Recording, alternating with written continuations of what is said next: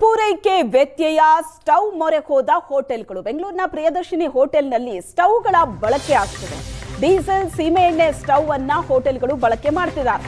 Diesel stove ಸೀಮೆ ಎಣ್ಣೆ ಖರೀದಿಸಿರುವ hotel ಮಾಲೀಕರು ಸಿಲಿಂಡರ್ ಕೊರತೆ ಹಿನ್ನೆಲೆ ಕೆಲ ದಿನಗಳಿಂದ ಸಿಲಿಂಡರ್ ಪೂರೈಕೆ ಆಗ್ತಾ ಇಲ್ಲ.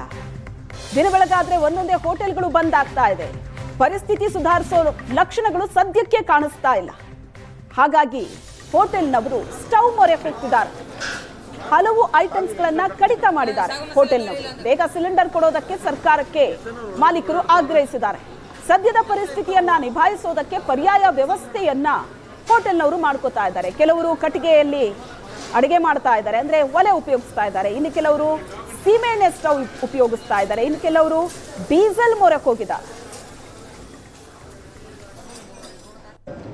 ಯುದ್ಧದ ಎಫೆಕ್ಟ್ನಿಂದ ಕಮರ್ಷಿಯಲ್ ಗ್ಯಾಸ್ ವ್ಯತ್ಯಯ ಇನ್ನೂ ಕೂಡ ಬೆಂಗಳೂರಿನಲ್ಲಿ ಮುಂದುವರೆದಿರುವಂಥದ್ದು. ನಾವೀಗ ಬಸವೇಶ್ವರ ನಗರದಲ್ಲಿರುವಂಥ ಪ್ರಿಯದರ್ಶಿನಿ ಗ್ರ್ಯಾಂಡ್ ಹೋಟೆಲ್ ಏನಿದೆ ಅದರ ಒಳಭಾಗದಲ್ಲಿದ್ದೀವಿ. ಇವರು ಗ್ಯಾಸ್ ಸಿಗದ ಹಿನ್ನೆಲೆ ಇದೀಗ ಏನು ಸೀಮೆ ಎಣ್ಣೆ ಸ್ಟವನ್ನು ಬಳಸ್ಕೊಂಡು ಅವರು ಅಡುಗೆ ಮಾಡ್ತಾ ಇರುವಂಥದ್ದು. ಗ್ರಾಹಕರಿಗೆ ತೊಂದರೆ ಆಗದ ರೀತಿಯಲ್ಲಿ ಅಡುಗೆಯನ್ನು ಮಾಡಿ ಸರ್ವ್ ಮಾಡ್ತಾ ಇದ್ದಾರೆ. ಇದೀಗ ನಮ್ಮ ಜೊತೆ ಮ್ಯಾನೇಜರ್ ಆದಂಥ ವೆಂಕಟೇಶ್ ಅವರಿದ್ದಾರೆ, ಅವ್ರನ್ನೇ ಮಾತಾಡಿಸ್ತಾ ಹೋಗ್ತೀನಿ. ನಾವು ಸದ್ಯಕ್ಕೆ ಪೂರಿ ಕೊಡ್ತಾ ಇಲ್ಲ, ಆಮೇಲೆ ಊಟ ಸ್ಟಾಪ್ ಮಾಡಿದ್ದೀವಿ. ಡೇ ಒನ್ನಿಂದನೇ ಸ್ಟಾಪ್ ಮಾಡಿದ್ದೀವಿ. ಆಮೇಲೆ ಇಂಡಕ್ಷನ್ ಒಲೆನ, ಆಮೇಲೆ ಕಾಯಿಲು ಯೂಸ್ ಮಾಡಿಕೊಂಡು, ಸೀಮೆಣ್ಣೆ ಸ್ಟವ್ ಯೂಸ್ ಮಾಡಿಕೊಂಡು ಆದಷ್ಟು ಗ್ಯಾಸ್ ಖರ್ಚು ಕಡಿಮೆ ಮಾಡಿಕೊಂಡು ನಾವು ಏನು ಪ್ಲ್ಯಾನ್ ಮಾಡೋಕ್ಕಾಗುತ್ತೋ ಅದು ಫುಡ್ ರೆಡಿ ಮಾಡ್ತಾಯಿದ್ದೀವಿ. ಆಮೇಲೆ ದೋಸೆನೂ ಎಲ್ಲ ಕೆಲವು ಐಟಮ್ ಎಲ್ಲ ಸ್ಟಾಪ್ ಮಾಡಿದ್ದೀವಿ. ದೋಸೆ ಟೈಮಿಂಗ್ಸು ಮಾಡಿದ್ದೀವಿ. ಬೆಳಗ್ಗೆ ಒಂದು ಸ್ವಲ್ಪ ಹೊತ್ತು, ಸಂಜೆ ಒಂದು ಸ್ವಲ್ಪ ಹೊತ್ತು ಮಾತ್ರ ಕೊಡ್ತಾಯಿದ್ದೀವಿ. ಈ ಥರ ಪ್ಲ್ಯಾನ್ ಮಾಡ್ಕೊಂಡು ನಾವು ಆಲ್ಮೋಸ್ಟು ಇಂಡಕ್ಷನ್ ಸ್ಟವ್ ಫಸ್ಟ್ ದಿನವೇ ಒಂದು 4-5 ಇಂಡಕ್ಷನ್ ಸ್ಟವ್ ತೊಗೊಂಡು ಅದರಲ್ಲೆಲ್ಲ ಅಡುಗೆ ಮಾಡ್ತಾಯಿದ್ದೀವಿ. ನಾರ್ತ್ ಇಂಡಿಯನು, ಕಾಫಿ, ಚೈನೀಸು ಇದೆಲ್ಲ ಇಂಡಕ್ಷನಲ್ಲೇ ಮಾಡ್ತಾಯಿದ್ದೀವಿ.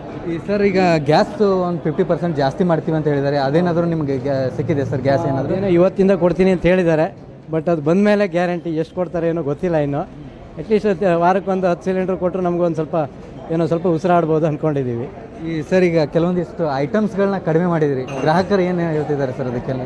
ಸರ್, ನಾವು ನಮ್ಮಲ್ಲಿ ಗ್ರಾಹಕರು ಖುಷಿಯಿಂದ ತಿಂದು ಹೋಗ್ತಾ ಇದ್ದಾರೆ. ಯಾಕಂದರೆ ನಾವು ಯಾವುದೇ ಕಾರಣಕ್ಕೂ ಕ್ವಾಲಿಟಿ ಹಾಳು ಮಾಡ್ಕೊಂಡಿಲ್ಲ. ಏನು ಬೆಸ್ಟ್ ಕ್ವಾಲಿಟಿ ಕೊಡೋಕ್ಕಾಗುತ್ತೋ ಗ್ಯಾಸ್ ಇಲ್ಲದೇ ಅದೇ ಆ ಐಟಮ್ ಮಾತ್ರ ಮಾಡ್ತಾಯಿದ್ದೇವೆ. ಹಾಗಾಗಿ ಗ್ರಾಹಕರು ಅಡ್ಜಸ್ಟ್ ಆಗಿಬಿಟ್ಟು ಖುಷಿಯಿಂದ ತಿಂದು ಹೋಗ್ತಾ ಇದ್ದಾರೆ ಸರ್. ಇದಿಷ್ಟು ಏನು ಹೋಟೆಲ್ ಮ್ಯಾನೇಜರ್ ಅಂತ ವೆಂಕಟೇಶ್ ಅವರ ಹೇಳಿಕೆ ಆಗಿತ್ತು. ಈಗ ನಿಮಗೆ ಕೆಲವೊಂದಿಷ್ಟು ತೋರಿಸ್ತಾ ಇದ್ದೀನಿ. ಇವರು ಏನು ಮಾಡಿದ್ದಾರೆ ಅಂದರೆ, ಈ ದೋಸೆ ಐಟಮ್ಗಳಲ್ಲಿ ಏನು ಆನಿಯನ್ ದೋಸೆ, ರವೆ ದೋಸೆ ಇಂಥವೆಲ್ಲ ಸಿಗ್ತಿದ್ವಲ್ಲ ಅವನ್ನೆಲ್ಲ ಕ್ಲೋಸ್ ಮಾಡಿದ್ದಾರೆ. ಕೇವಲ ಏನು ಮಸಾಲೆ ದೋಸೆ ಮತ್ತು ಪ್ಲೇನ್ ದೋಸೆಗಳನ್ನು ಕೊಡ್ತಾ ಇದ್ದಾರೆ. ಅದಕ್ಕೆ ಏನು ಕೆಲವೊಂದಿಷ್ಟು ಟೈಮಿಂಗನ್ನು ಮಾಡ್ಕೊಂಡಿದ್ದಾರೆ.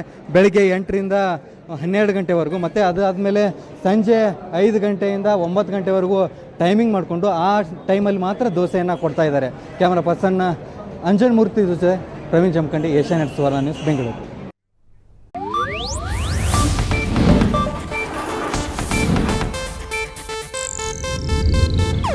ಇದು ಏಷ್ಯಾನೆಟ್ ನ್ಯೂಸ್ ನೆಟ್ವರ್ಕ್ ಪ್ರಸ್ತುತಿ.